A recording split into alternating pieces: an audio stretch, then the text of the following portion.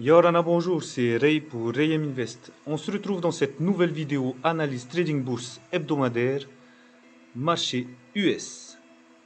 Avant d'aller plus loin, veuillez lire les mentions légales et souligner le fait que Rayem Invest ne fait pas de conseils en investissement financier. L'avertissement lié au risque.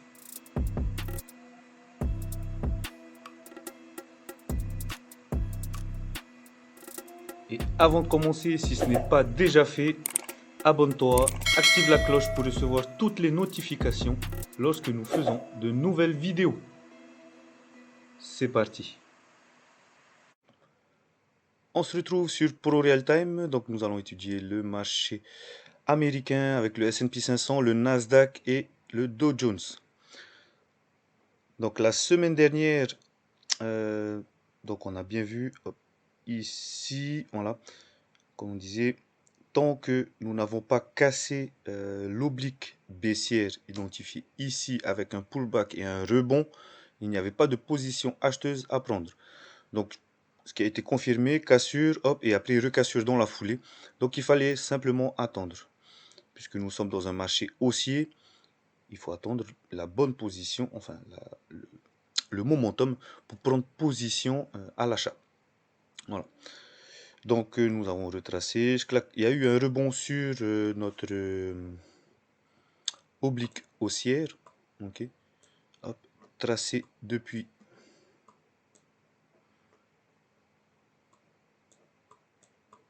Hop, pour qu'on ne se trompe pas. Notre oblique haussière a été tracée ici. Voilà. Avec le point 1 ici. Okay. Donc le 26 mars et le point 2 le jeudi 13. Voilà. Donc on a eu un rebond dessus, ce qui est excellent. Donc notre oblique a bien tenu sa position. Hop. Ensuite, on a eu cassure du VWAP plus cassure de la résistance oblique avec une pseudo consolidation ici, puis voilà, une rétention au niveau de la résistance à 4180. Donc actuellement, on est en train de travailler. Voilà. Donc, tac, d'un point de vue technique, c'est ce qu'on peut dire. Au niveau des indicateurs techniques, donc bande de Bollinger, on entame la phase 2, le VWAP on est supérieur, le RSI on est à 57, donc il faut attendre voilà, l'opportunité de prendre une position acheteuse. Voilà. À chaque fois, hein, donc comme je le dis très souvent, on identifie la tendance de fond et à aucun moment il faut paniquer. Voilà, on a une tendance de fond haussière, certes la vente elle est brutale, mais ça c'est dû à la panique des investisseurs. Voilà, tout simplement. Donc là, hop, on a ravalé quasiment les trois quarts. Hop, une grosse, la semaine suivante, une grosse vente, panique à bord, et puis on a ravalé la totalité voilà, de la baisse. Donc voilà, passons au Nasdaq. Concernant le Nasdaq, donc ça y est, on a eu enfin la cassure de la résistance oblique qui nous importunait depuis le 29 avril. Voilà, avec 2 points d'impact, clac clac, cassure, on est revenu travailler dessus. Et puis là, donc, il y a de fortes probabilités pour qu'on continue à la hausse. Donc là, on entame la phase 3, puisque les bandes de Bollinger commencent à se resserrer, ou du moins la borne haute de la borne haute de la borne basse commence à revenir l'une vers l'autre, pardon. Voilà, tac tac tac, la tendance est toujours haussière. Notre oblique tracé avec le point 1 le jeudi 14, hop, le vendredi 5 mars avec le point 2 tracé le jeudi 13 mai a bien tenu puisque il a refoulé le cours mercredi 19 mai. Donc voilà d'où l'importance de tracer et de maintenir ces tracés dans notre analyse technique. Hop, hop, hop. Ici, nous pouvons observer un gap clac, qui a été comblé. Donc en fait, la hausse pourrait se maintenir. Il faudrait notamment attendre qu'on vienne casser hop, ces niveaux-ci pour avoir un petit objectif juste ici. Bon. Bon, éventuellement, ok, on ne fait pas de conseil d'investissement financier.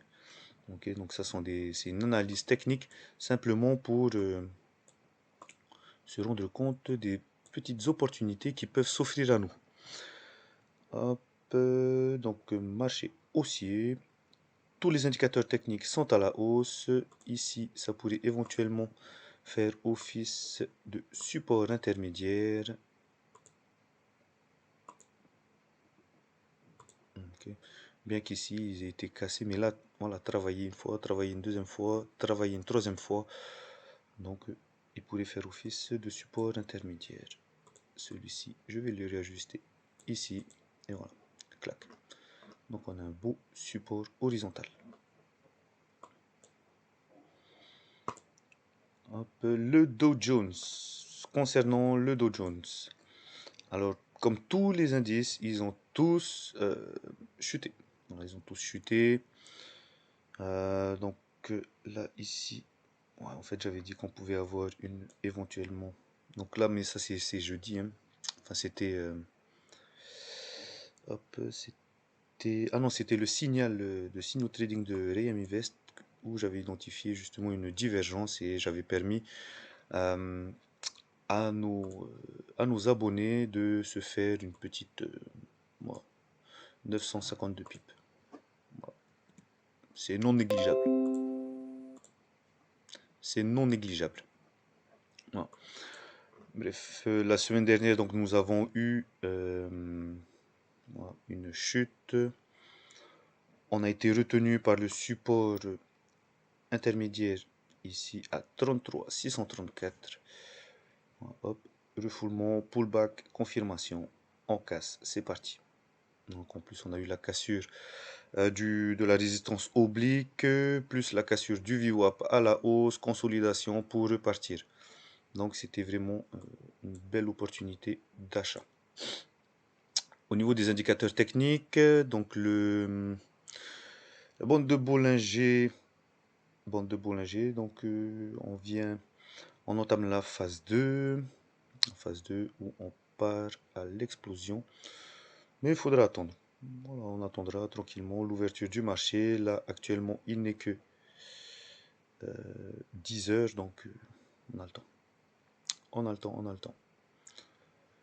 Donc voilà ce qui est d'un point de vue technique. Passons aux news macroéconomiques.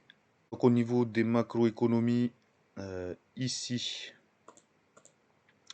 donc demain, nous avons la confiance des consommateurs ainsi que la vente de logements neufs qui est anticipée par le consensus à la baisse. Donc il faudra attendre la publication des résultats. Mercredi, nous avons le stock de pétrole. Jeudi, le PIB et l'inscription, enfin le PIB qui est anticipé à la hausse et l'inscription hebdomadaire du chômage qui est anticipée à la baisse. Ce qui est une bonne nouvelle, c'est qu'il y a entre guillemets une relance économique plus ou moins saine. Voilà. Vendredi, l'indice Michigan qui est flat.